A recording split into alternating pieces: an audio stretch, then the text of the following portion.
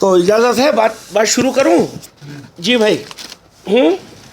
अच्छा, आज हाफिज़ साहब कोई नहीं है, हमारे को तो कुरान पढ़ने का ज़रूरत है कोई आए? अरे वाह वाह वाह, बुलाओ बुलाओ, जब तक का बात रोक देता हूँ मैं अपनी। चलिए बिस्मिल्लाह करते हैं। हाँ बिल्कुल साहब।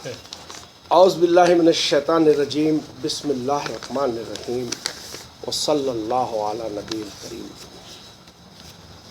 ऐ मेरे रब, मेरे सीने को मेरे लिए खोल दे, मेरे काम को मेरे लिए आसान कर दे, मेरी ज़बान की गिरा खोल दे ताकि लोग मेरी बात समझें। तो आज जिस उन्वान से मैं अपनी बात आपके सामने रखना चाह रहा हूँ वो है रिबा। रिबा, रिबा को उर्दू में कहते हैं सूद, सूद, और इंग्लिश में कहेंगे इंटरेस्ट। तो हम ये देखेंगे कि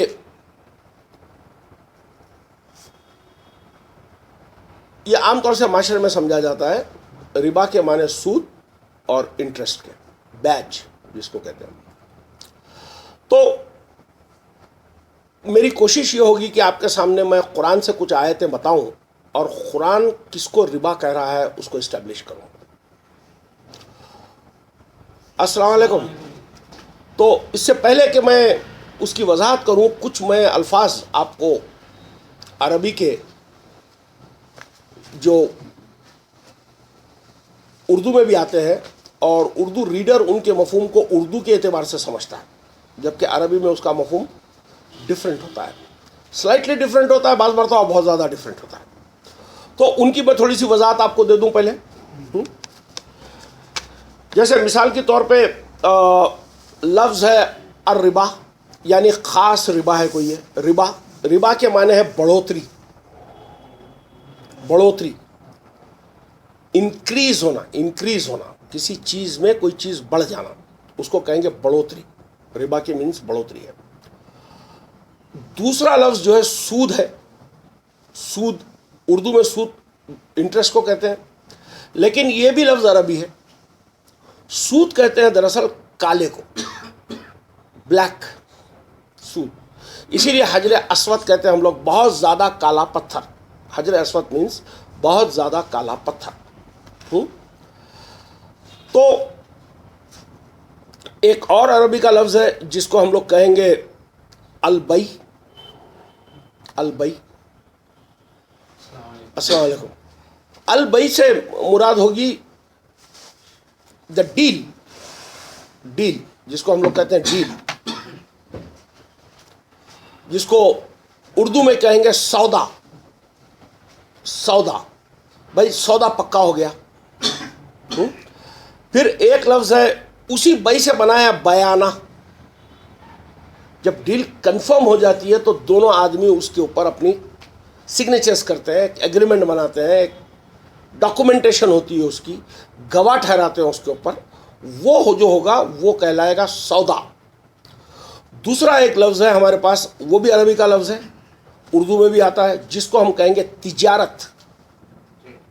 तिजारत, तिजारत कहेंगे बिजनेस को, तिजारत कहेंगे बिजनेस को। बिजनेस में ये होता है कि कुछ माल आप बेचते हैं, कुछ माल आप खरीदते हैं, तो नकद होता है पूरे का पूरा। मुझे 2 किलो चावल चाहिए, मैंने 2 किलो चावल के पैसे दिए, आपने 2 किलो चावल दिया, हिस्सा खत्म, लेन देन हो जाएगा। नहीं, लेन देन तो बई में भी होगा।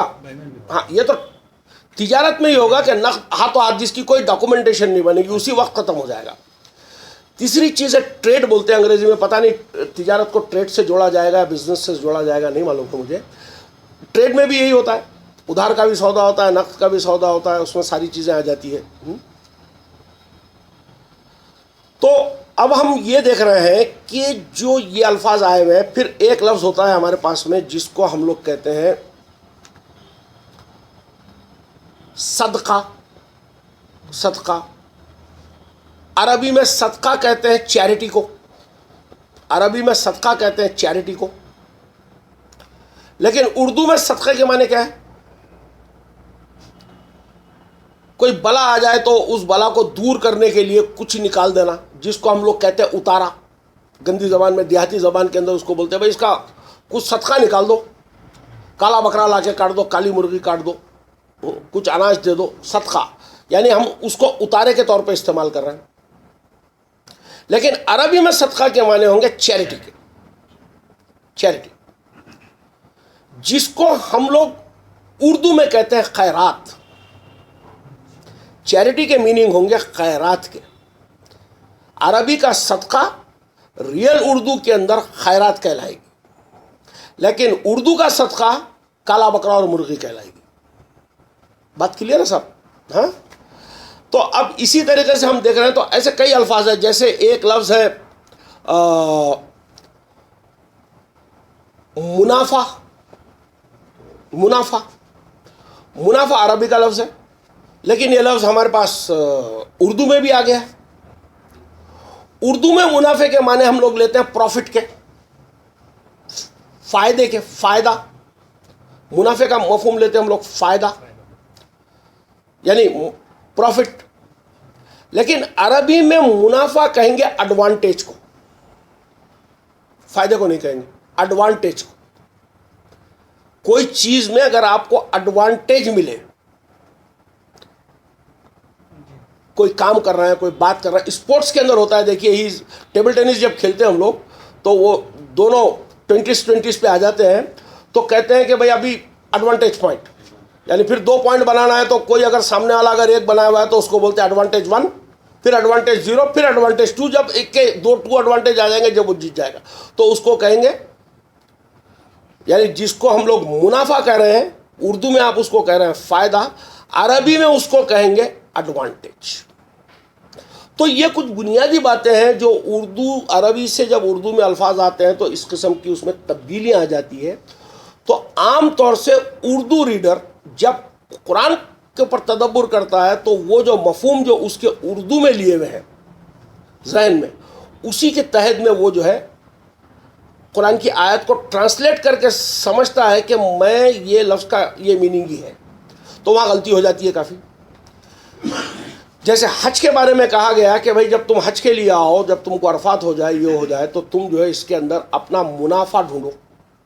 अब ये लोग ये बोल रहे हैं कि तुम अपना जो नफ़ा ढूंढो उसके अंदर तिजारत का, यानी कुछ फ़ायदा ढूंढो। वहाँ अल्लाह बता रहा है कि जब कोई किसी से आर्गूमेंट होती है, किसी सिस्टम की डिस्कशन होती है, तो वहाँ एक एडवांटेज मिलता है आपको उससे।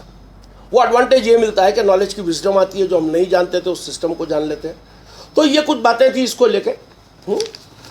अब देखिए हम लोग सबसे पहली आयत लेते हैं, 8 नंबर का सूरा है, सूरह अनफाल है ये, इसकी आयत नंबर 41। 8 नंबर का सूरा, आयत नंबर 41। वालमु अन्नमा गनिमतुम मिन शैइन व अन्ना लिल्लाहि खुमुसहु वलिर्रसूली वलिज़िल कुर्बा वल यतामा वल मसाकीनी वब्निस सबील इन कुंतुम आमनतुम बिल्लाहि वमा अंज़लना अला अब्दिना यौमल फुरखानी यौमल तखल जमान। बस रुक जाइए, यहाँ तक हो गई। अब इसका उर्दू में तर्जुमा पढ़िए। और जान लो कि जो कुछ माले गनीमत तुम्हें हासिल हो उसका 5वां हिस्सा अल्लाह और रसूल के लिए और रिश्तेदारों और यतीमों और मिस्कीनों और मुसाफिरों के लिए है, अगर तुम ईमान रखते हो अल्लाह पर और उस चीज़ पर जो हमने अपने बंदे ब्रैकेट में मोहम्मद पर उतारी फैसले के दिन, जिस दिन के दोनों जमातों में मुठभेड़ हुई और अल्लाह हर चीज़ पर कादिर है। रुक जाइए, यहाँ क्या कहा गया है, इस आयत को अरबी में फिर पढ़िए। वालमु वालमु अन्नमा वालमु, रुक जाइए, वालमु, नो इट, इल्म से बना हुआ लफ्ज़ है वालमु, जान लो। फिर आगे अन्नमा, अन्नमा फ्रॉम, गनिमतुम जो भी गनीम हो, मिन शैइन, फ्रॉम, शै मीन्स थिंग, फ्रॉम एनीथिंग, जो भी गनीम हो, जान लो कि जो भी गनीम हो किसी भी शय से, मिन शैइन, फिर बोलिए आगे। फ़अन्ना लिल्लाहि खुमुसहु, तो उस जो किसी भी शय से गनीम हो रहा है, मैं गनीम को अभी डिस्क्राइब नहीं करूंगा, थोड़ी देर में करूंगा। किसी भी शय का जो गनीम हो रहा है उसके अंदर 1/5 खुमूसा खुमुसहु मीन्स 1/5, अंग्रेजी में कहेंगे 20%, 1/5 इज फॉर अल्लाह। ये लिटरल ट्रांसलेशन हुआ इस यहां तक का जो पोर्शन का। अब आप ये देखिए कि यहां कहा जा रहा है अल्लाह के जब कभी, जान लो कि जब कभी तुम्हें किसी भी शय से, मिन शयइन, इसका चाबी वाला लफ्ज है, इसको याद रखना जरूरी है। मिन शयइन, फ्रॉम एनीथिंग, जब तुमको गनीम होता है तो उसका खुमूसा 20% अल्लाह के लिए। तो गनीम क्या है? जंग में लूटा हुआ माल। भाई साहब, हाँ, तर्जुमे में रिस्ट्रिक्शन वहां तक ही रखती है। कौन करा? ये मुफस्सिरीन। जी नहीं, मुफस्सिरीन नहीं करे साहब, इतने इतने होशियार का है मुफस्सिरीन।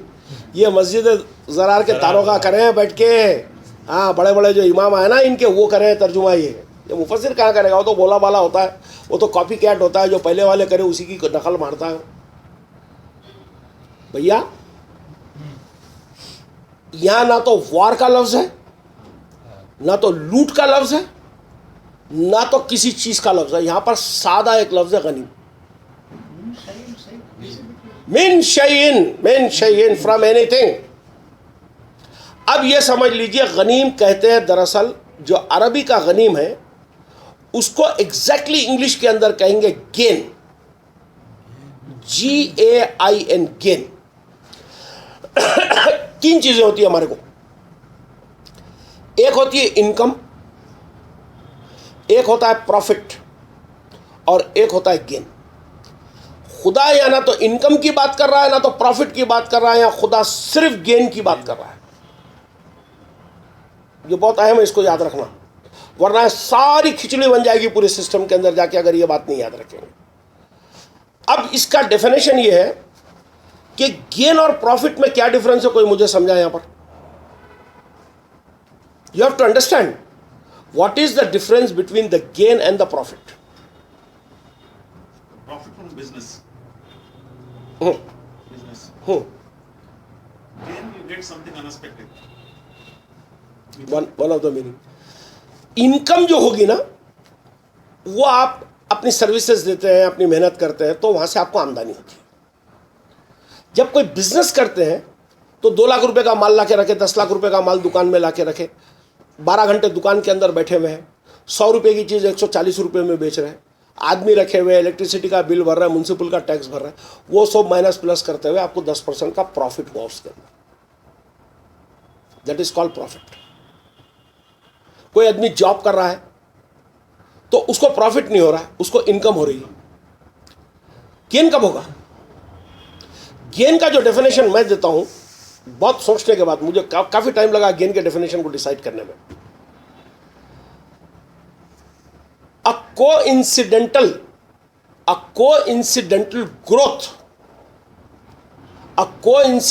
Growth either in a thing or in its value, either as a thing or in its value is gain.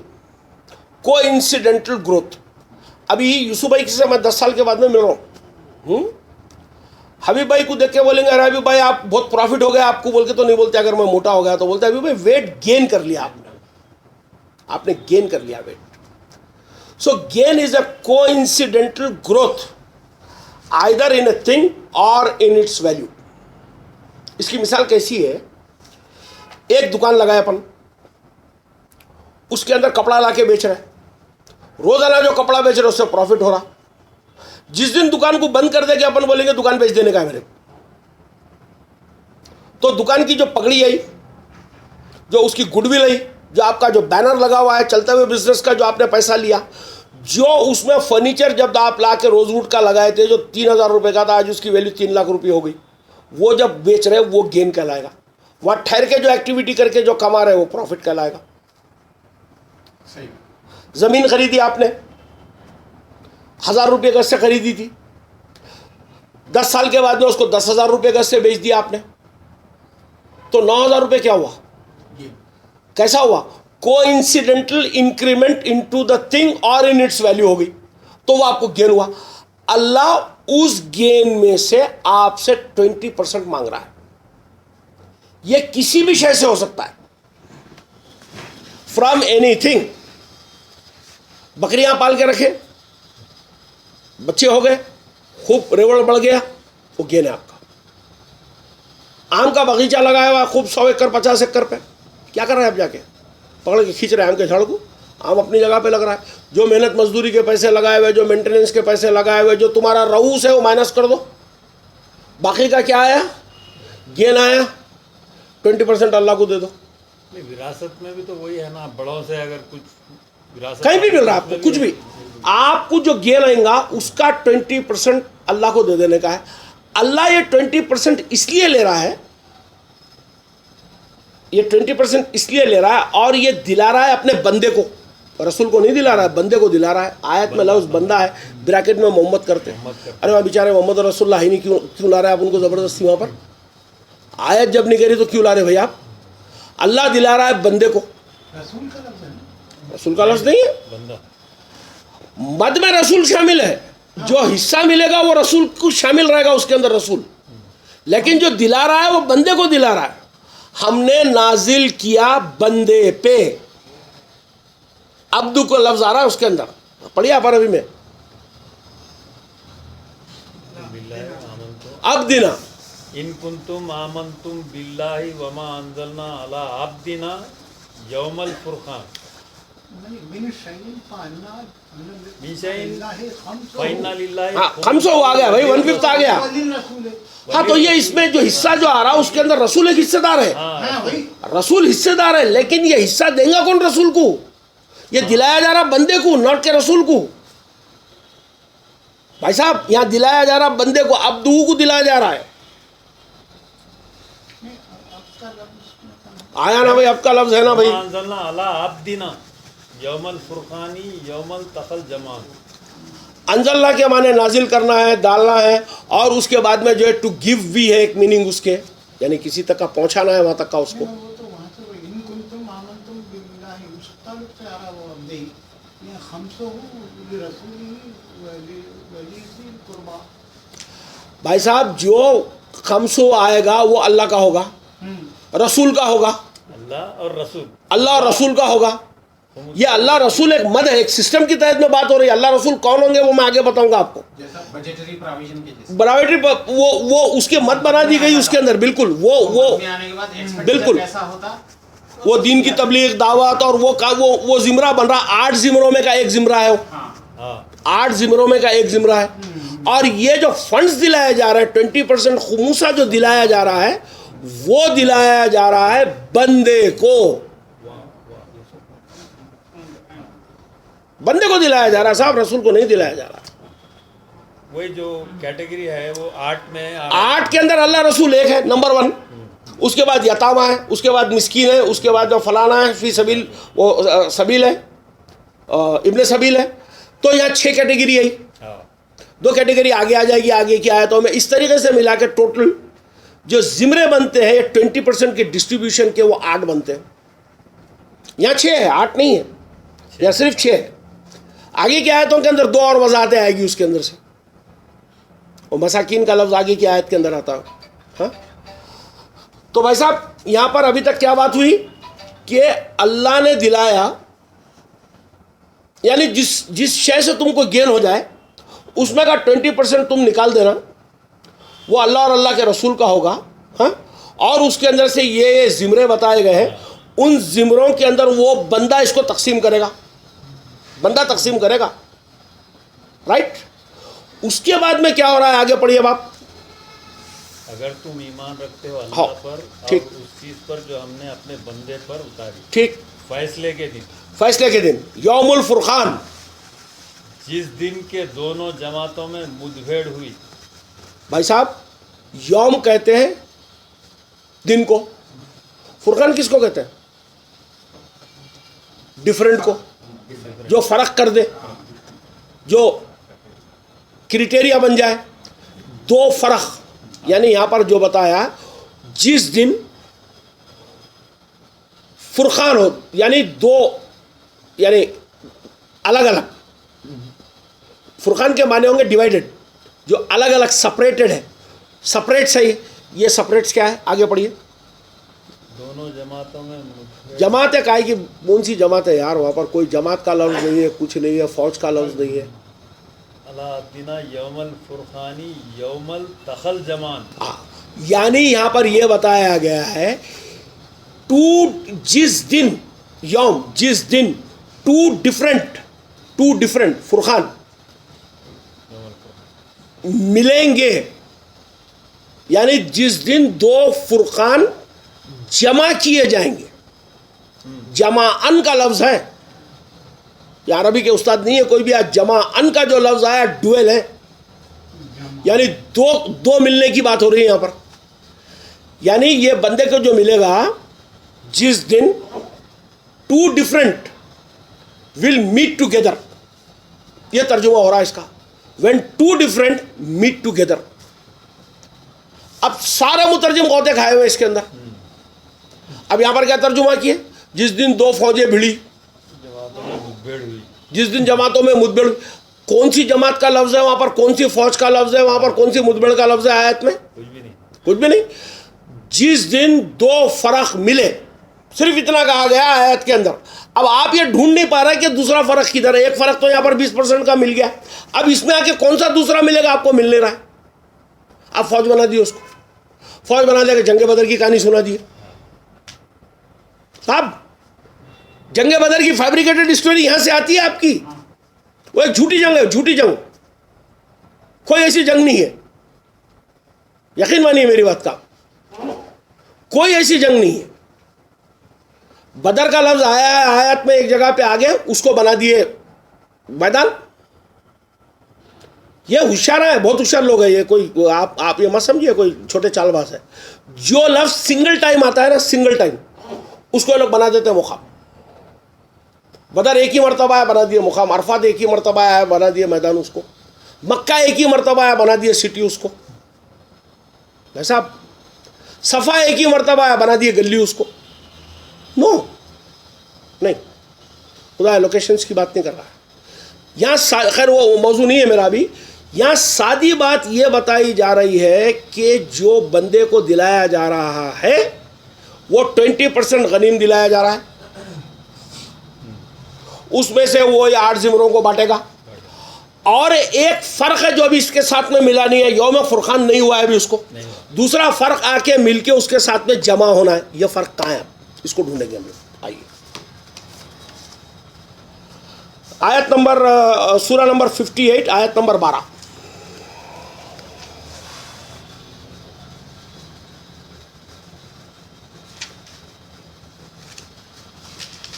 एक बार 58-12।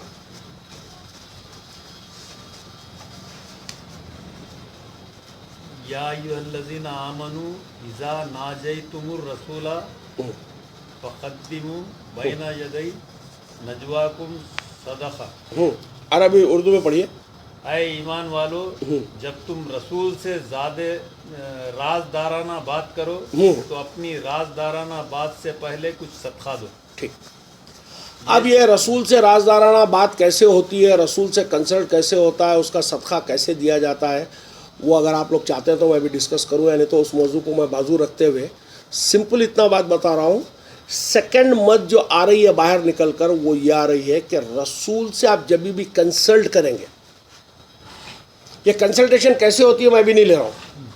एक रसूल है जिससे कंसल्ट करना है आपको। जब कंसल्ट करेंगे, कंसल्ट करने से पहले आप क्या करेंगे? चैरिटी करेंगे। सदक़े की मीनिंग मैंने चैरिटी बनाया, बकरा काटना नहीं बताया। चैरिटी करेंगे यानी कुछ सदका भिजा देंगे आप आगे। तो अब क्या हुआ? 2 हुए। गनीम का 20% पहले आया, दूसरे पैसे कहां से आ रहे हैं? ये चैरिटी से आ रहा है, 58-12 में से आ रहा है। ये दोनों आके कहां मिले? किसके नहीं मिले भाई? बंदे का नहीं मिले, आपके पास नहीं मिले। यौम फुरकान यहाँ हुआ दोनों का आकार, ये दोनों जमा हुए। इसका मतलब ये है, एक कॉपरस था, कॉपरस के अंदर से 20% एक जगह से आया, कंसल्टेशन के थ्रू एक पैसा आया, ये दोनों मिलके अभी मेन फंड बन गया हमारा। ये अब बंदा क्या करेगा, ये फंड को डिस्ट्रीब्यूट करेगा अमंग 8। अल्लाह ऐसे क्यों करवा रहा है भाई? अल्लाह तो करवा रहा है ना, ये तो मान रहे हैं ना कि अल्लाह ही करवा रहा है। क्यों करवा रहा है? He has to give reason why he is doing it. अरे भाई हाफिज साहब आइए यार, बड़ा इंतजार है आपका, आइए आइए आइए आइए आइए। शरफू भाई को क्या नजात मिली है देखिए। आइए आइए आइए आइए।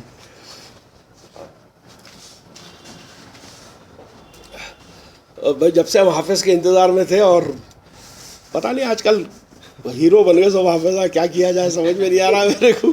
आदिल भाई कुछ चक्कर दिख रहा है। हाँ,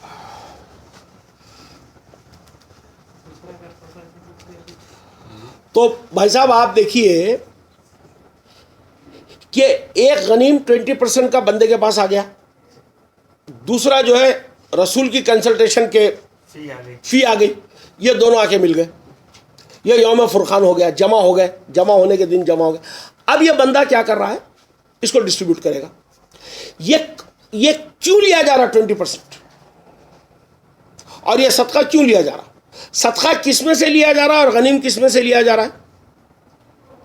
अब इसको समझिए आप। गनीम लिया जा रहा है जब गेन हो रहा है। Whenever you get a gain, you have to give it. There is no two alternate. आपको गेन हुआ, आपको देना है। अगर आप नहीं देंगे तो अल्लाह बोल रहा तुम अल्लाह और अल्लाह के रसूल से जंग के लिए तैयार हो जाओ। वो लेकर रहेगा आपसे, ठीक। अब ये दूसरा जो सदका, जो कंसल्टेशन का जो सदका जा रहा है, ये कौन से पैसे? ये गनीम के पैसे नहीं है। ये जो है वो लोगों के पैसे हैं जिनको गनीम नहीं हो रहा है, लेकिन उनको प्रॉफिट्स हो रहे हैं, इनकम्स हो रही है। भाई यूसुफ भाई भी कपड़े के व्यापारी है, मैं भी कपड़े का व्यापारी हूँ, शरफू भाई लेदर के व्यापारी है। हमारी आमदनियाँ कब बढ़ती साल में? रमज़ान आया जब हम लोगों की दोनों की इनकम बढ़ जाती, दशहरा दिवाली आया तो हम दोनों की आमदनियाँ बढ़ जाती, क्योंकि हमारा सीज़न का टाइम होता। तो क्या होता, हमारा प्रॉफिट एक्स्ट्रा हो जाता। इनको बकरीद की जाए तो चमड़े वालों को प्रॉफिट एक्स्ट्रा होता। तो क्या हो रहा, आपके नॉर्मल बिजनेस में कुछ आमदनियाँ आपकी ज़रूरत से ज़्यादा प्रॉफिट हो रहा है। ऐसे टाइम पे जब प्रॉफिट हो रहा है तो अल्लाह आपको ये कह रहा है कि जो रसूल है, रसूल यहाँ पर कोई प्रॉफिट नहीं है, कोई किताब वाले रसूल की बात नहीं हो रही, यहाँ बात हो रही है कंसाइनमेंट की। कंसाइनमेंट एक कंसाइन किया हुआ फंड है भाई, उसके अंदर एक रसूल है। वो कंसाइनमेंट के अंदर आप क्या कर सकते हैं, वॉलेंटरली तौर पर अपने प्रॉफिट में से आप चाहे जितना सदका कर सकते हैं। कोई कंपलसरी रूल नहीं है कि 1% देना है, 2% देना है, 2.5% देना है। आप चाहे जितना दे सकते हैं। और अगर आप नहीं देना चाहते तो अल्लाह बोलता कोई मुजायखा नहीं, अगर तुम नहीं देना चाहते तो अल्लाह तुमको माफ़ करने वाला है उसके अंदर। तुम्हारी अगर ऐसा दिख रहा है कि मेरे पास एक्सेस हो गई है, मेरे को ज़रूरत से ज़्यादा पैसे हो गए थोड़े सर के, मेरी आमदनियाँ हो गई, मेरा खर्चे सब बराबर चल रहे हैं, मैं थोड़ा सर का कंट्रीब्यूट कर दूँगा। आप 1 रुपया कीजिए, 1000 रुपया कीजिए, 1 लाख रुपया कीजिए, खुदा वहाँ पर पाबंदी नहीं कर रहा है आपके ऊपर। अल्लाह क्यों पाबंदी नहीं कर रहा है? आगे की एक आयत में आएगा कि अल्लाह अगर बोलता है कि अगर मैं पाबंदी कर दूँ ना तो तुम्हारी शिकायतें निकल कर आ जाएगी अल्लाह के खिलाफ में। तुम शिकायतें करने लग जाओगे अल्लाह से कि मैं इतनी मेहनत करके कमा रहा हूँ, ये बाटो बाटो कर रहा है, क्या है आखिर ये? तुम्हारी शिकायतें बाहर निकल कर आ जाएगी, अल्लाह के खिलाफ तुम बोलने लग जाओगे उसके अंदर। तो 2 फुरकान यहाँ पर मिल गए, ये यौम फुरकान हो गया, ये दोनों जमा हो गए। फिर ये करवा क्यों रहा है, ये 20% क्यों मांग रहा है, ये सदका क्यों जमा कर रहा है? इसकी रीजन को उसने पिन पॉइंट किया है सूरा नंबर 59 आयत नंबर 7, 59:7। यह हिकमत है इसकी कि यह क्यों करना जरूरी है। पढ़िए साहब।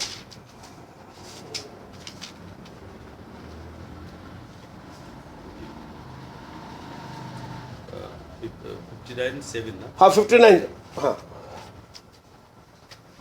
उसमें एक आयत का फर्क होगा, अच्छा क्योंकि अल्लाह वो सिटी वालों का लफ्ज़ आता है उसके अंदर, जो बस्तियों वालों की तरफ बस्ती वालों की तरफ से।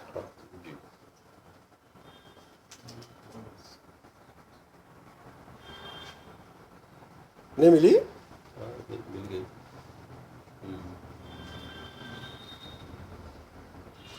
9, 10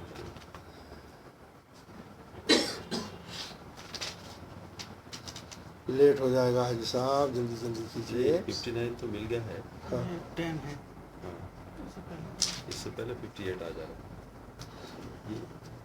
हाँ नहीं, ये इसमें मिस्टेक है अभी। हाँ ये एक्चुअली चलिए चलिए चलिए, जो खताओं को माफ़ करते हुए आगे बढ़िए 59 बराबर जी। अब मिल गया। और कुछ अल्लाह अपने रसूल को बस्तियों वालों की तरफ से लौटाए, वो अल्लाह के लिए है हाँ और रसूल के लिए है हाँ और रिश्तेदारों और यतीमों और मिस्किनों और मुसाफिरों के लिए है, ठीक। ताकि वो तुम्हारे मालदारों ही के दरमियान गर्दिश न करता रहे। क्या मतलब हुआ? यानी जो वेल्थ है वो अगर जमा होती चली जाएगी इस किस्म से, और ये वेल्थ सर्कुलेट कहाँ पर करेगी? मालदारों के बीच में सर्कुलेट न करे, तो ये जो डिजर्विंग कैंडिडेट्स है, इसके डिजर्विंग जिम्रे हैं, उसके अंदर इस वेल्थ को डिस्ट्रीब्यूट होना है, ताकि वेल्थ की सर्कुलेशन बरकरार रहे। वेल्थ की सर्कुलेशन के लिए उसने एक सिस्टम बनाया कि गनीम के अंदर से और सदक़े के थ्रू वो पैसों को जमा किया जाए, और उसके बाद में उस बंदे को पावर दिया गया है कि वो इसको इन 8 जिम्रों में इसको तकसीम करे। ऐसा क्यों किया गया? क्योंकि इंसानियत के अंदर हमेशा दौलत के मामले में डिस्पैरिटीज रही है। कुछ लोग होते हैं जिनकी बहुत अच्छी आमदनियाँ होती है, कुछ लोग होते हैं जिनकी आमदनियाँ कम होती है, कुछ लोग होते हैं जो वेल ब्लेस्ड होते हैं, सहूलतें ज़्यादा होती है, दौलत ज़्यादा होती है, कुछ लोग होते हैं जिनके पास नहीं होता है, कुछ फिज़िकली मजबूर होते हैं, फिज़िकली भी हैंडीकैप हो जाते हैं, बूढ़े हो जाते हैं, कर नहीं पाते हैं। तो ऐसे लोग हैं सोसाइटी में, ऐसे लोग हैं, उनकी अपलिफ्टमेंट की जिम्मेदारी मोमिनीन के ऊपर खुदा ने डाली है। ये तमाम आयतें मोमिनीन से एड्रेस कर रही है, बनी आदम से या बनी नास से नहीं कर रही है, मोमिनीन से। यह पूरा किताब सिर्फ मोमिनीन से, उनको ये जिम्मेदारी दी जा रही है कि मोमिनीन माशरे के अंदर ये काम करे। और ये जो दौलत है ये कहाँ पर सर्कुलेट ना हो, ताकि बस्ती वालों के अंदर ही ये घूमती ना रहे। और ये जो बंदा है, ये बंदा कौन है? बस्ती वालों में का एक बंदा है जिसके अंदर इसको दिलाया जा रहा। पढ़ी आयत के अंदर बात वाज़ेह है साहब? हाँ, जो कुछ अल्लाह अपने रसूल को बस्तियों वालों की तरफ से लौटाए, तो वो अल्लाह के लिए है और रसूल के लिए है और रिश्तेदारों और यतीमों और मिस्कीनों और मुसाफिरों के लिए है। ठीक, उसको अरबी में पढ़िए जी। मा अफ़ा अल्लाहु अला रसूलिही मिन अहलिल कुरा वलिल्लाहि वलिर रसूल। ठीक, यानी जो कंसाइनमेंट जो बन रहा है वो बस्ती के अंदर बन रहा है, बस्ती में बन रहा है, और उसका रीज़न ये है कि इसको डिस्ट्रीब्यूट इसलिए करना है कि बस्ती वालों की दौलत बस्ती वालों के मालदारों के अंदर ही ना रहे, ये चैनलाइज होकर दौलत का सर्कुलेशन समाज के अंदर आके अपलिफ्टमेंट ऑफ समाज होता। ये मेन मकसद बताया गया इसका। ठीक साहब, अब आप निकालिए 8 नंबर का सूरा, आयत नंबर 69।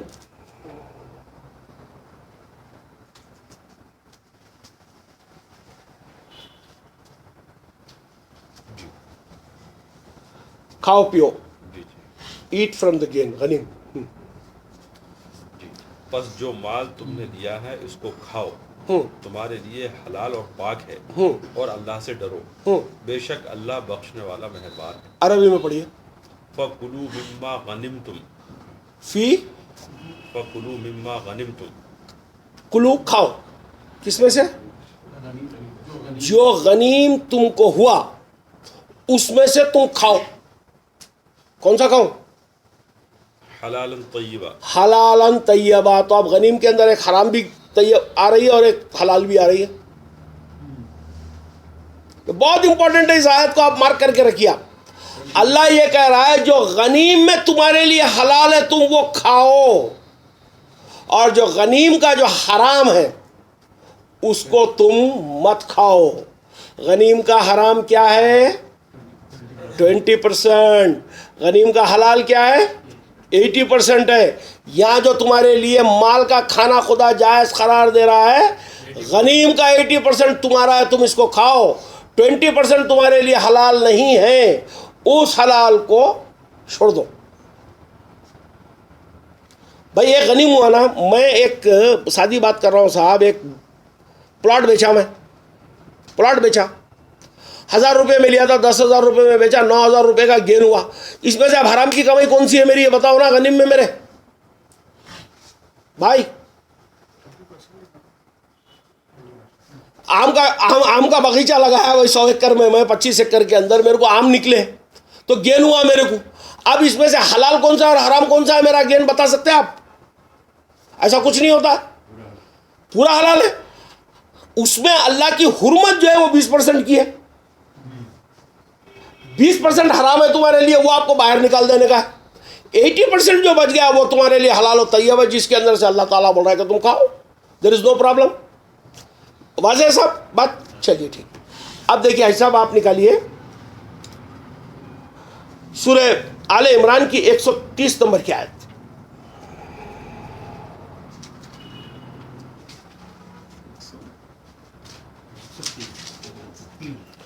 अच्छा, मौजूद दिलचस्पी में चल रहा है? हाँ भाई चल रहा है, ठीक है।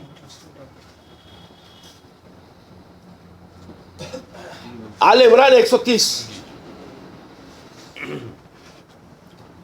ईमान वालो, हाँ, सूद कई हिस्सा बढ़ाकर ना खाओ, सूद कई हिस्सा बढ़ाकर ना खाओ, और अल्लाह से डरो, और अल्लाह से डरो ताकि तुम कामयाब हो, ताकि तुम कामयाब हो, और डरो उस आग से जो काफिरों के लिए तैयार की ठीक। गई रुक जाइए, अब यहाँ पर अरबी में पढ़िए। या अय्युहल्लज़ीना आमनू ला ताकुलु रिबा, ला ताकुलू रिबा, ना खाओ, ला ना, ता तुम, कुलू ईट, डोंट यू ईट, रिबा बढ़ोतरी, ग्रोथ, गनीम जो मिला वो है बढ़ोतरी आपकी, उसको अब तुम ना खाओ। कैसे खाएंगे?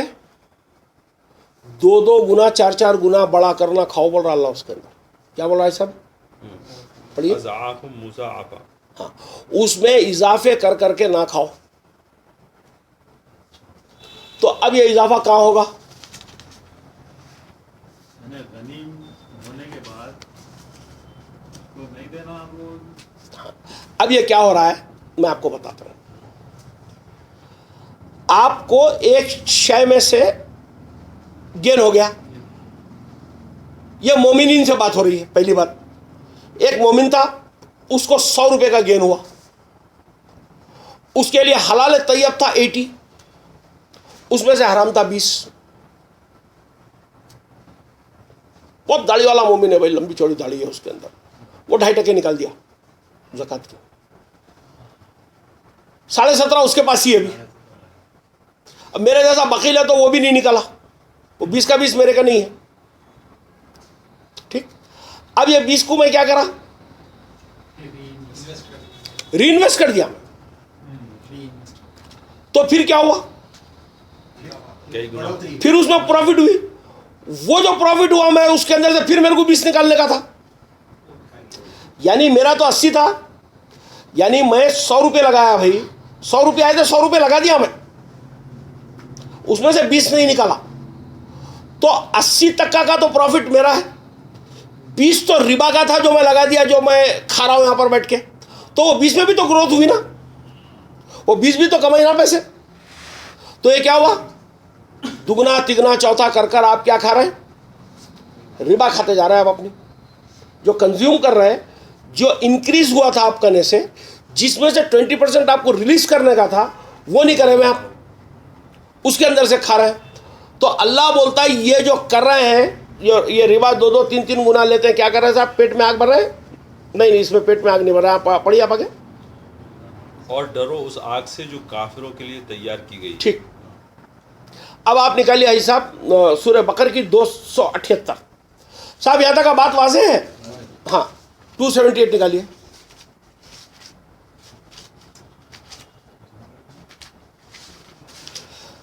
सारे मुतरजिम इस मफहूम को इन गनीम की आयतों के अंदर या तो वॉर स्पाइल के खाने में डाले हुए हैं, और पूरे के पूरे बैंकिंग सिस्टम से जो इंटरेस्ट आता है उसको हराम करार दे रहे हैं, पूरे के पूरे।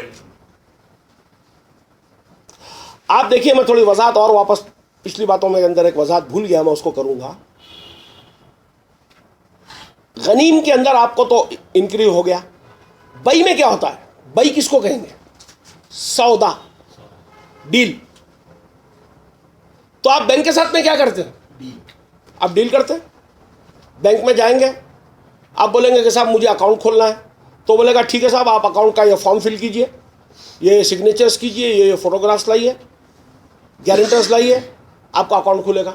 आप बोलते हैं साहब मेरे पास 1 लाख रुपया मैं आपका डिपॉजिट कराना चाहता हूँ, तो बोलेगा कितने दिन के लिए कराना चाह रहे हैं? 46 दिन के लिए तो 3% दूंगा, 5 साल के लिए देंगे तो 8% दूंगा। तो आप बोलते हैं नहीं, कनारा बैंक का अच्छा नहीं है, स्टेट बैंक का अच्छा है, उसके पास जाके बात करते हैं आप। तो उसके साथ में बाकायदा तरीके से आप डील करते हैं, डॉक्यूमेंटेशन होती है, डॉक्यूमेंट्स गवाह होते हैं उसके ऊपर कि आपने पैसा रखा है, तो एक एफडी सर्टिफिकेट देता है आपको, अकाउंट का एक स्टेटमेंट आपके पास में होता है, आप उसके अकाउंट होल्डर है, उसकी सिग्नेचर्स होती है आपकी, यानी आपका कंसर्न होता है उसके अंदर। तो अभी हमारे एक कनाडा के बहुत बड़े आलिम है, वो रिबा के ऊपर बैंक को लेके बता रहे हो, तो वो बोले बैंक के अंदर कंपाउंड इंटरेस्ट का जो सिस्टम है वो बहुत ख़राब है। मैं बोला ख़राब नहीं, आखिरी ख़राब है। उन्हें कंपाउंड इंटरेस्ट के ऊपर पैसे ले बोल के आपका गला पकड़ा क्या? भाई साहब, आप अपनी दस्तखत करके पैसे लिए हैं, आप बही करें, उसके साथ में आप सौदा करें। वो सौदा करने से पहले आप सोचना चाहिए था मैं सौदा करूं या नहीं करूं। बैंक को कैसे आप फेले हराम में डाल रहे हैं आप? साहब आप बात समझ रहे हैं मेरी? मैं आके आप बैंक के अंदर जाके बोला कि साहब मेरे को पैसे दीजिए, और 11% पे दे रहा है, मैं ले रहा हूं।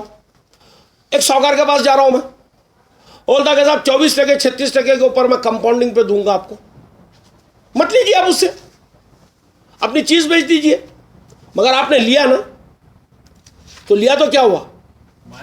मायदा हुआ, बाकायदा तरीके से मायदा। जिस मायदे को आप मायदा कर रहे हैं उसको बोलते हैं बई, उसको कहते हैं डील। तो जितनी भी आप बैंकिंग के साथ में करते हैं दैट इज ऑल डील्स। खुदा यहाँ पर रिबा की बात कर रहा है, डील की बात नहीं।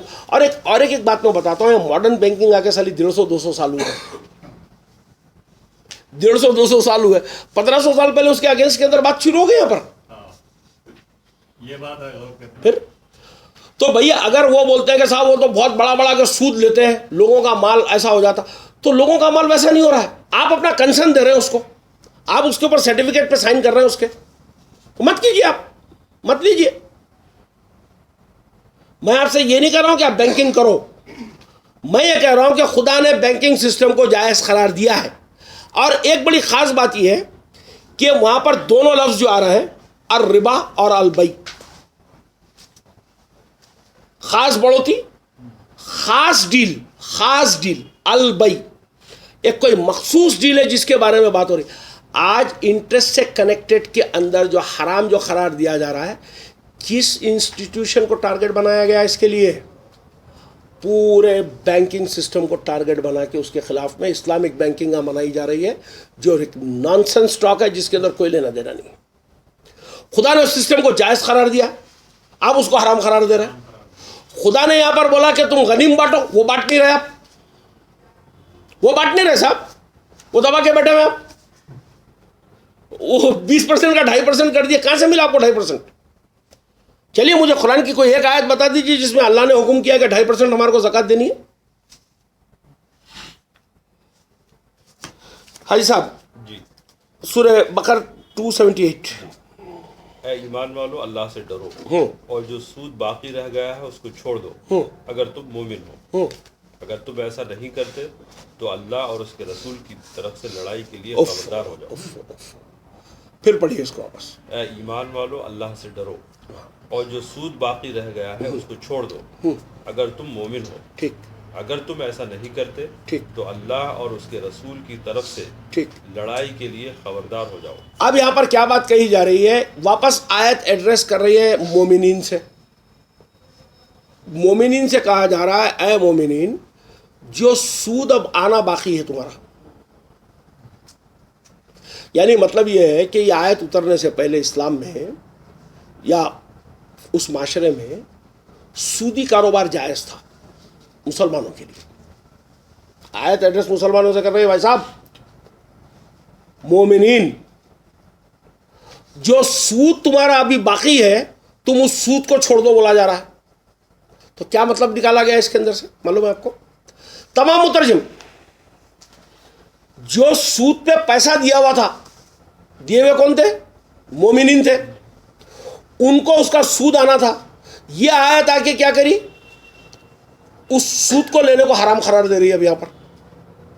तो अब यह बोला जा रहा है कि जो सूद आना है तुम्हारे को, जो सूद है, जो बाकी है, सूद आना जो बाकी है, उस सूद को अब तुम माफ कर डालो। यानी मैं शरफू भाई को 5 लाख रुपए दिया था, वो हर महीने मेरे को 5,000 रुपये दे रहे थे, यह आयत उतर गई। अब मेरे से सूद लेना जायज़ नाजायज़ करार दे दी। तो अब मेरे को ये अल्लाह बोल रहा है कि जो शरफू भाई से जो 15,000 3 महीने के पैसे आने के बाकी है तुम उनको माफ़ कर डालो। ये मफ़हूम समझाया गया है पूरी आयतों में भाई, बराबर है? फिर पढ़िए आयत को। ए ईमान वालो अल्लाह से डरो ठीक। और जो सूद बाकी रह गया है उसको छोड़ दो ठीक। अगर तुम मोमिन हो। हाँ, जो सूद बाकी रह गया उसको छोड़ दो। भाई साहब, यह बहुत खतरनाक बात बोली गई है। यहाँ क्या बोला गया है मालूम है? गनीम होते जा रहा है, गनीम होते जा रहा है, रिबा होती जा रही है। गनीम रिबा जो गनीम हुआ जिसमें से मैं नहीं सदका करा वो बढ़ रहा है ना मेरे का, ना वो किसके पास है? मेरे खजानों में रखा हुआ। तो अल्लाह ये बोल रहा कि जो गनीम था जिसको तुमको बाहर छोड़ना था, रिलीज करना था, वो तुमने नहीं छोड़ा, अब उसको छोड़ो। मतलब क्या हुआ? ईमानदार मोमिन जिसको गनीम हो गया तो वो क्या किया? उसके हज़रत क़िबला या मौलवी या हमारे आइम्मा उसको ये समझाए कि बेटा तेरे पे ज़कात 2.5% है, तो 2.5% की ज़कात बांट दिया। 17.5% कहाँ है उसके पेटियों में रखा हुआ है। तो ये अल्लाह बोल रहा है कि ये गनीम जो तुम्हारे पास अंदर रखा हुआ है, जो तुम्हारे पास है, जो तुम्हारा है अंदर, उसको अब तुम रिलीज करो, रिलीज इट आउट। क्लियर है सब बात? ये वो जो सूद का कारोबार जायज था उससे सूद आने वाली बात नहीं हो रही है। जो गेन हुआ था उसका गेन जो आपके पास में रखा हुआ, अल्लाह उसके छोड़ने की बात कर रहा है यहां पर। अब निकालिए भाई साहब, सूरह रोम 30 नंबर का सूरा है, आयत नंबर 39।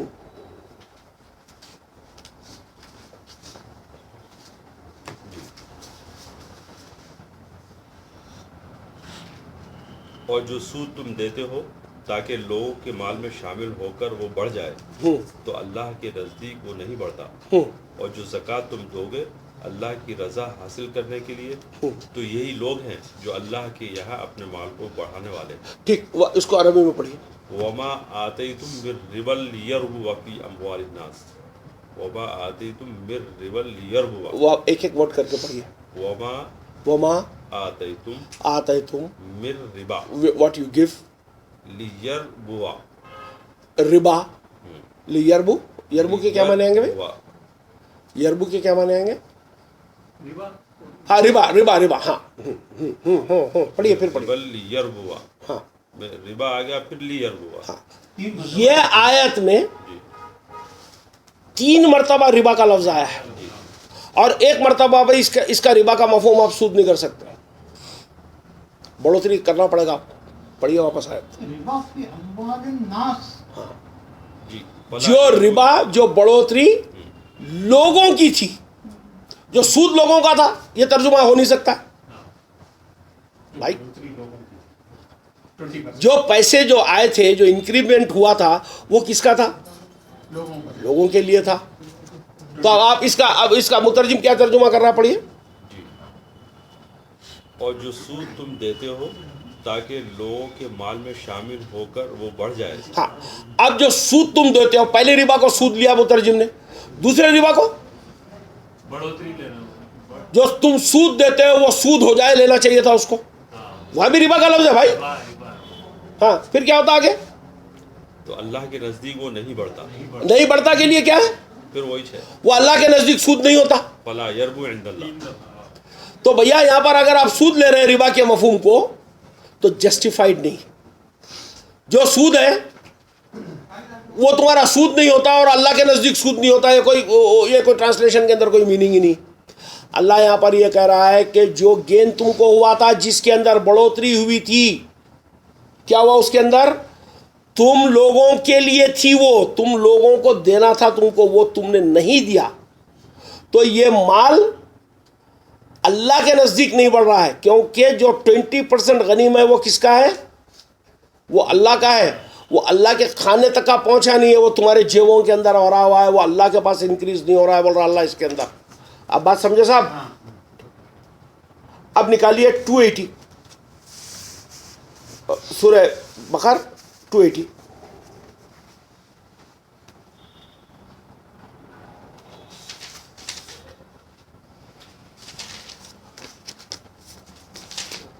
ये किताब में एक बात मैं आपको बताऊंगा, सब्जेक्ट को जब निचोड़ती ना किताब, ये ऐसा जिंदा हो रहा जिसको सामने लाके खड़े कर देती साहब। मैं आपको अभी एक आयत आएंगी, बैंकिंग सिस्टम को कैसे जायज करार दे रही है कुरान में, आपको बताता हूं अभी थोड़ी देर के बाद।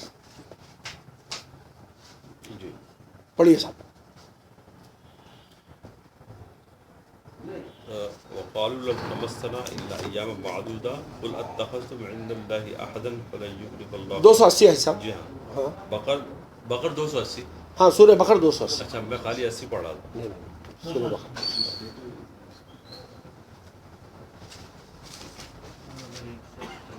ये आयतों के बारे में बोला जाता कि रसूलुल्लाह के इंतकाल से 2 घंटे 3 घंटे 4 घंटे पहले नाजिल हुई, आपने इसकी कोई तशरीह नहीं फरमाई।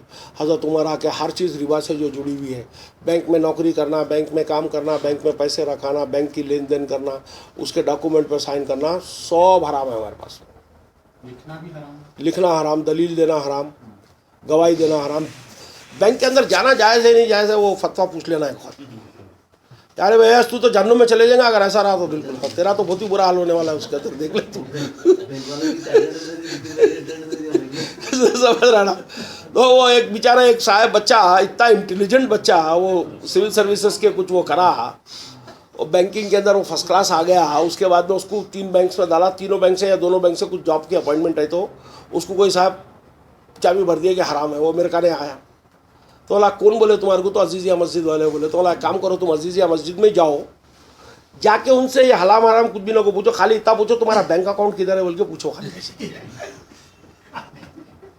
समझ रहे आप? बैंक अकाउंट आया है, FDI कराए हुए, सारे सब पूरे करके रखे हुए, बच्चे को जो है भटका रहे कि तुम नौकरी नहीं कर सकते वहाँ की। और खुद वो जितने लोग हैं ना कमेटी के, उनके कोई ना कोई बच्चे कहीं ना कहीं बाहर के अंदर कोई ना कोई बैंक में होंगे, काम वाम के अंदर करते हुए आराम से। बिल्कुल 280 निकालो भाई। और अगर एक शख्स हाँ तंगी वाला है, हाँ, तो उसकी फराखी तक मोहलत दो, ठीक और अगर माफ कर दो तो ये तुम्हारे लिए ज्यादा बेहतर है, ठीक अगर तुम समझो। ठीक।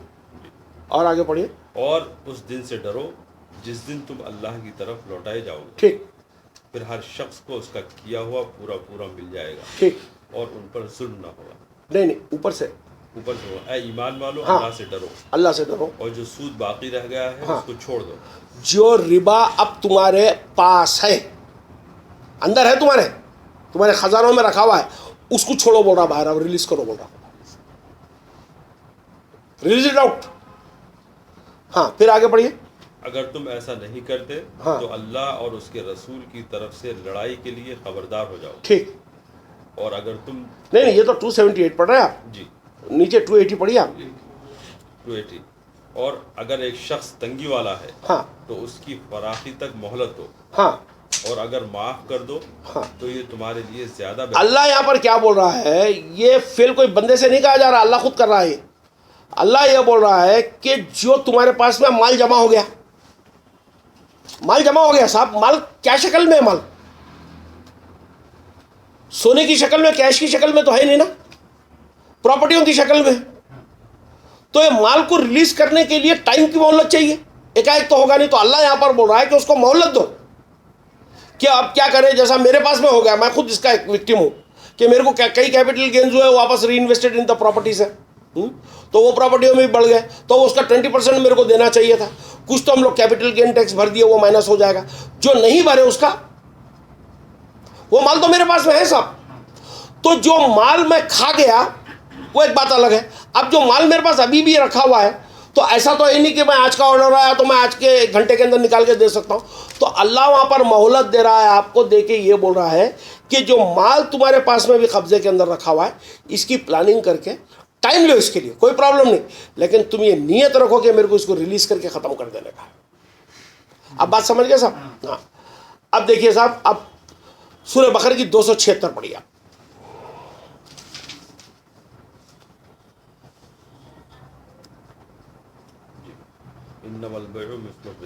हाँ, और खुदा जो है ख़त्म करता है सूद को और बढ़ाता है सदक़े को। और सूद, हाँ, हालांकि अल्लाह ने तिजारत को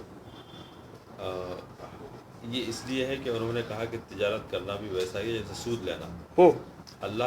हालांकि अल्लाह ने तिजारत को हलाल ठहराया है और सूद को हराम किया है। फिर जिस शख्स के पास उसके रब की तरफ से नसीहत पहुंची वो बाज आ गया और जो कुछ वो ले चुका वो उसके लिए है। हाँ। और उसका मामला अल्लाह के हवाले है। ठीक। और जो शख्स फिर वही करे तो वही लोग दोज़खी हैं। ठीक, रुक जाइए, इसको वापस पढ़िए कि अल्लाह मिटाता है रिबा को जी और बढ़ाता है सदक़े को। हाँ, अल्लाह सूद को घटाता है, अल्लाह सूद को घटाता है और सदक़ात को बढ़ाता और है। सदक़ात को बढ़ाता है। क्या मतलब हुआ? अब आप ये बोल रहे हैं कि जो सदका है उससे तो डेवलपमेंट होगा, और जो सूद है वो अल्लाह मिटाएगा। कहाँ मिटा रहा है? अगर सूद बैंकिंग है आपके नज़दीक तो कहाँ मिटी हो? स्ट्रांग होती चली जा रही हो। तो क्या साहब, जो बैंक में सिस्टम पे बिलीव नहीं करते थे आधार कार्ड की वजह से, वो लोग भी अकाउंट खुला लिए जाके उसके अंदर, तो मिट कहाँ रहा है? तो बात प्रैक्टिकल नहीं हो रही यहां पर।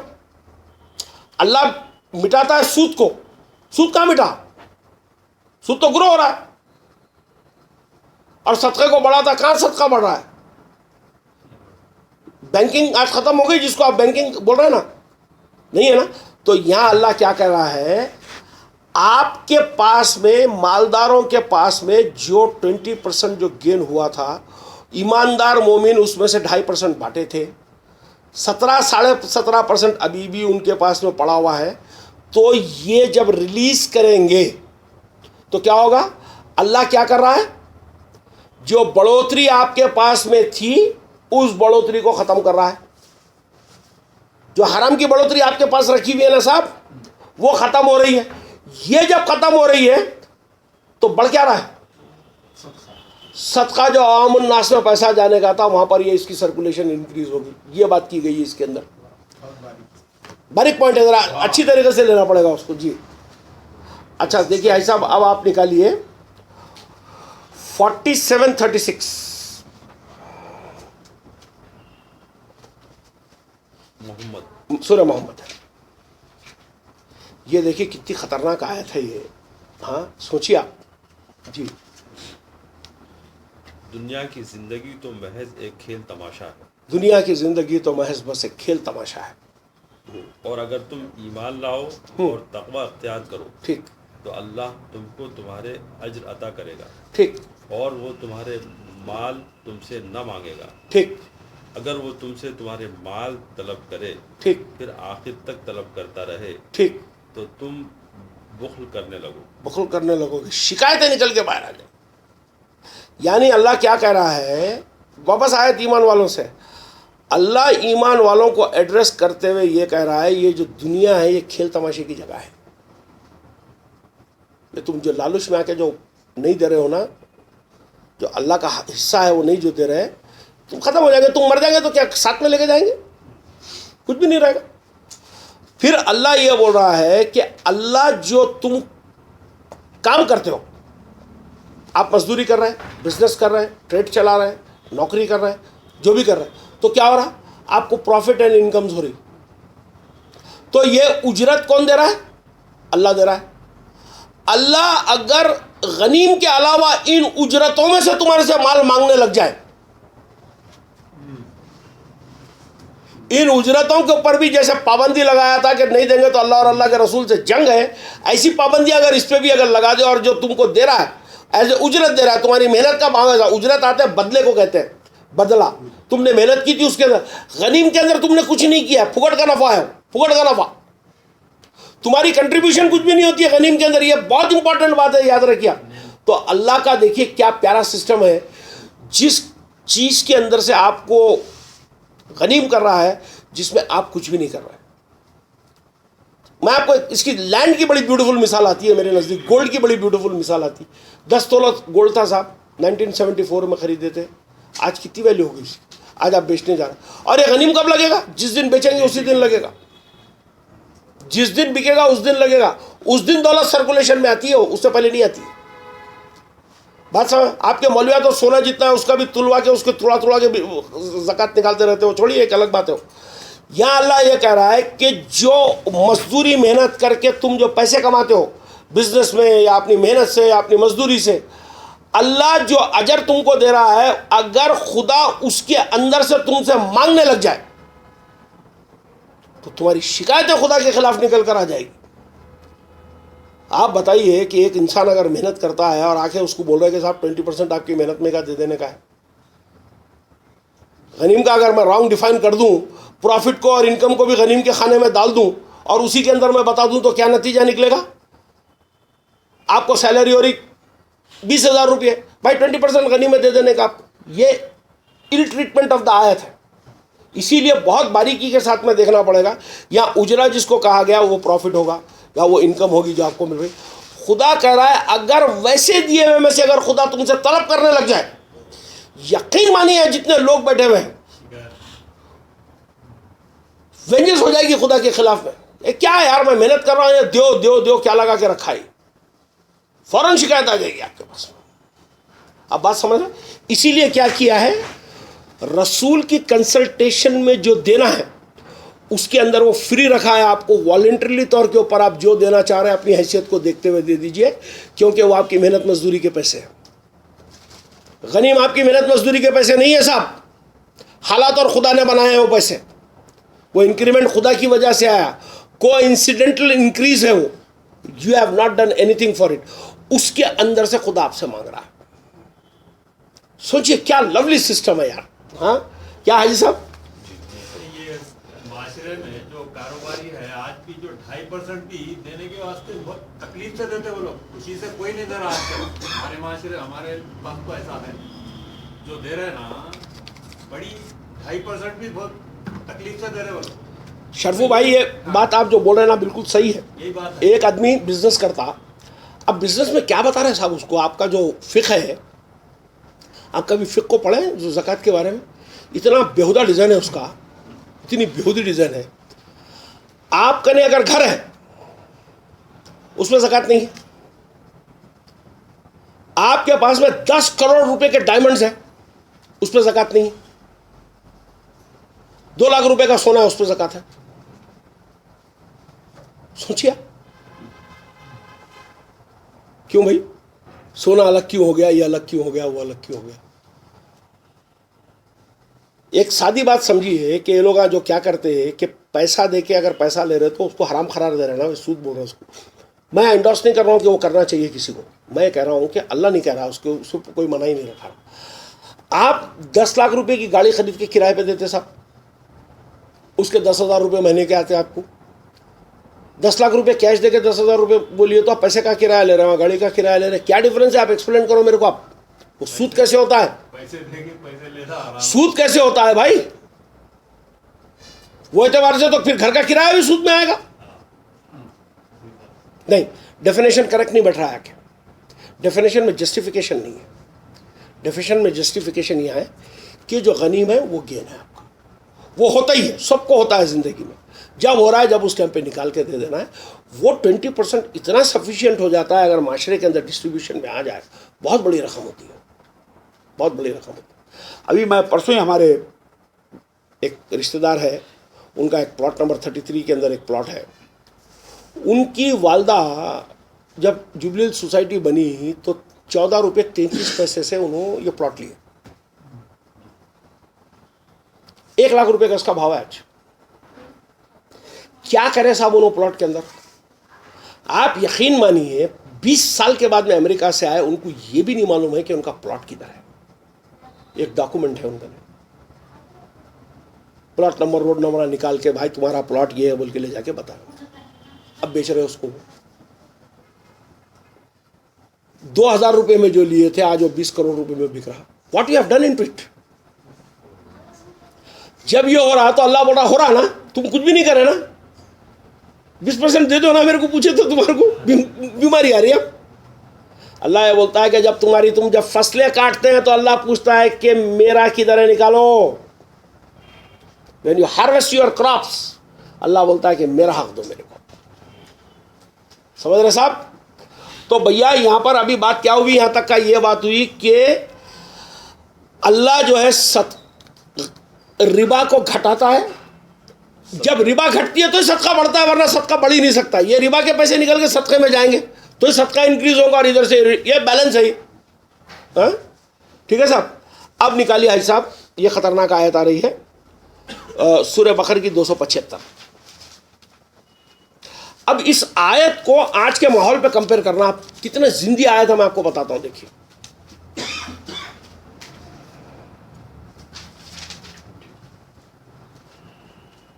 अल्लज़ीना याकुलूना रिबा, जो लोग सूद खाते हैं, हाँ वो क़यामत में न उठेंगे, हाँ मगर उस शख्स की मानिंद जिसको शैतान ने छूकर खपती बना दिया हो। ठीक। ये इसलिए कि उन्होंने कहा कि तिजारत करना भी वैसा ही है हाँ जैसा सूद लेना। ठीक। हालांकि अल्लाह ने तिजारत को हलाल ठहराया है ठीक और सूद को हराम किया है। ठीक। आप रुक जाइए, अरबी में पढ़िए।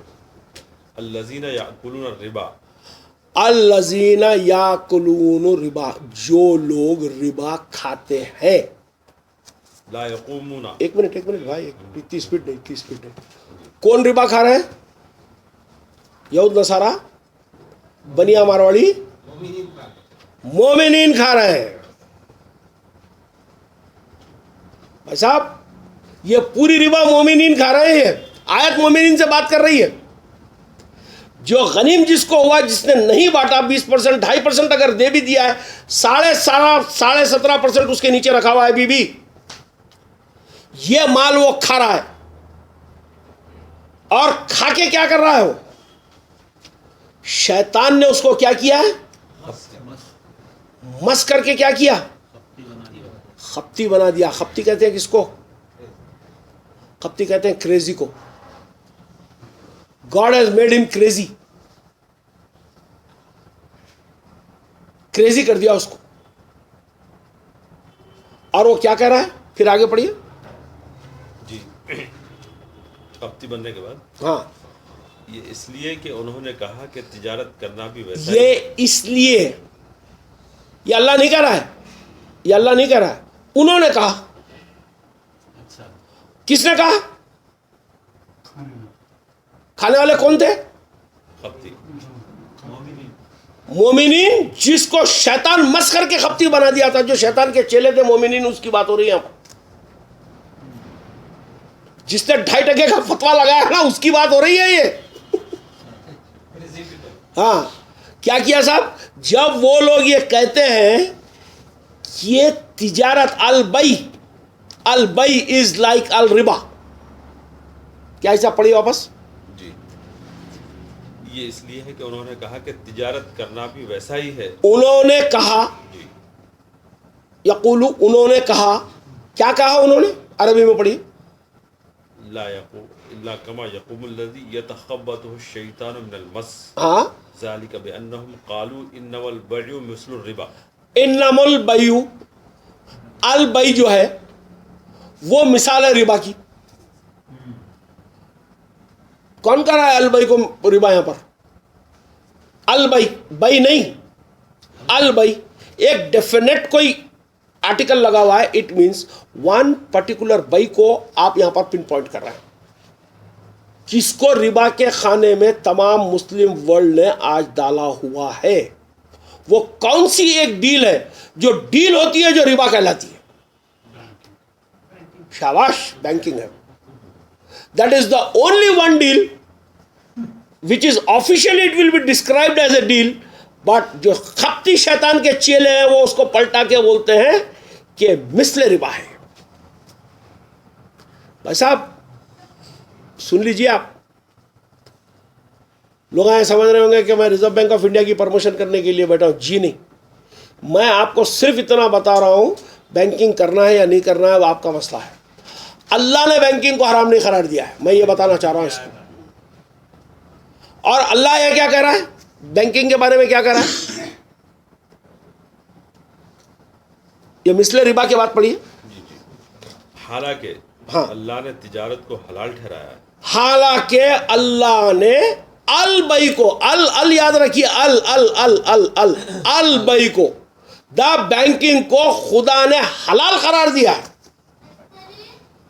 आप क्यों हराम कर लेना चाहते हो उसको? वो हलाल है, क्यों हराम कर रहे हैं आप जबरदस्ती अपने पे? साहब मैं देखा, एक वीडियो का केस था, हमारे पास आया, वो उनके शौहर बहुत बूढ़े थे बेचारे, वो इंतकाल हो गया, बच्चों के अंदर जायदाद बढ़ गई।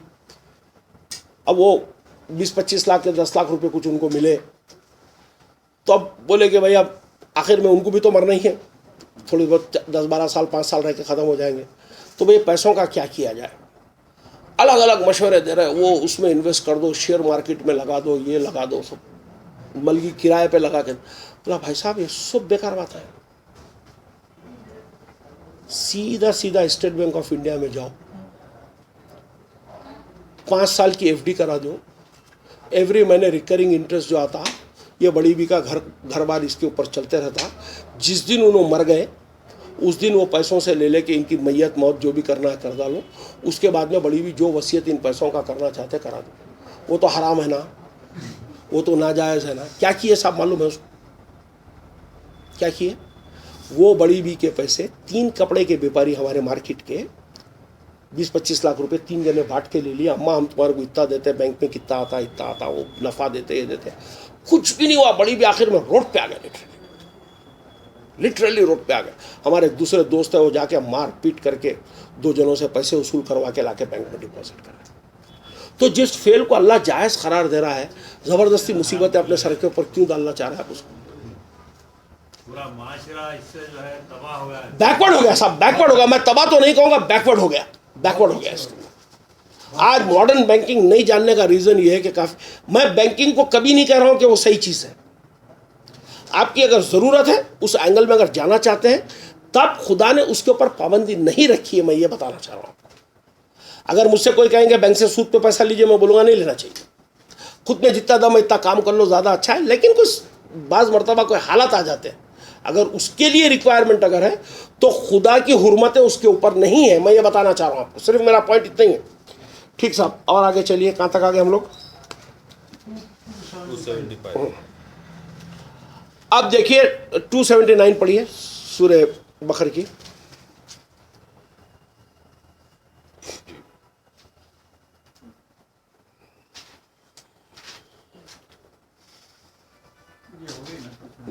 टू 79 हो गई। हो गई नहीं? अल्लाह और अल्लाह के रसूल से जंग के लिए तैयार हो जाओ वाली बात आ गई इसके अंदर। अब देखिए एक लास्ट आयत हम लोग ले लेते हैं, हाजी साहब 47-38 पकड़िए, ले लीजिए सूरह मोहम्मद 38।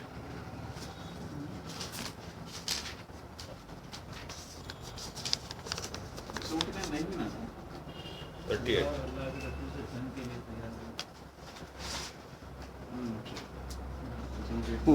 38। हाँ जी, जी पढ़िए। जी।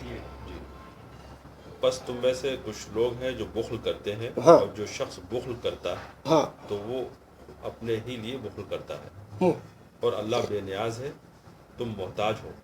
अगर तुम फिर जाओ तो अल्लाह तुम्हारी जगह दूसरी कौम ले आएगा, फिर वो तुम जैसे ना होंगे। ठीक।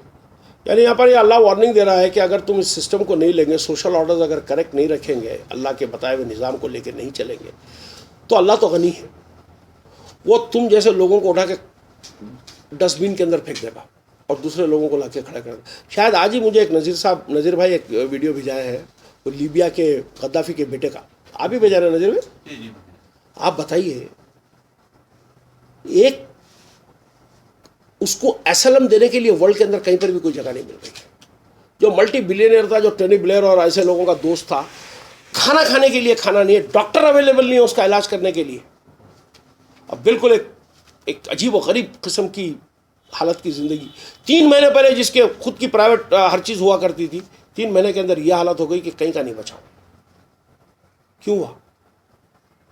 कौन करा है हशर? खुदा नहीं करा साहब। जिस अवाम में पैसा बटने का था लीबिया के अंदर, जो नहीं बटा, वो अवाम थी जो वो किंग को और उसके पूरे लोगों को उठा के जो फेंकी है, वो हशर किए हैं। ये अल्लाह और अल्लाह के जंग ऐसे होती है, अल्लाह और अल्लाह के रसूल की जंगें ऐसी होती है। लीबिया के अंदर ही हुआ ना साहब, लीबिया का रिचेस्ट आदमी था। पेरिस के अंदर कोई एक रोड के ऊपर, जिसके अंदर वो बहुत ही इंपॉर्टेंट रोड है, वहाँ पर जो एक गाड़ी की स्पीड है, जो एक लिमिटेड स्पीड है, वहाँ 120 किलोमीटर की स्पीड से गाड़ी चलाया, लेकिन फ्रांस गवर्नमेंट उसको चालान नहीं कर सकी। कितना इंपॉर्टेंट पर्सन होगा सोचिए आप। हाँ, आज क्या आशा है, उसकी फोटोग्राफ्स डाले हैं। एक बंकर के अंदर एक छोटा पुराना झोपड़ जैसा बना हुआ है, हड्डियाँ टूटी हुई है, प्लास्टर बंधे हुए हैं, ना खाने के लिए खाना है, ना कोई डॉक्टर है, ना कुछ नहीं। जो टोनी ब्लेयर और क्वीन और सब जो इसके दोस्त है, कोई बात करने के लिए तैयार नहीं उससे। ये अपनी कौम का नहीं ख्याल रखने से जो हुक्मरान थे, उनका हशर अल्लाह ताला करके दिखा देता है। अच्छा, आप देखिए ऐसा सूरह निसा की 161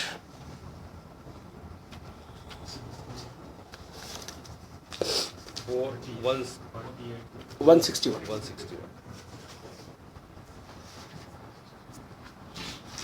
सूरह निसा 161।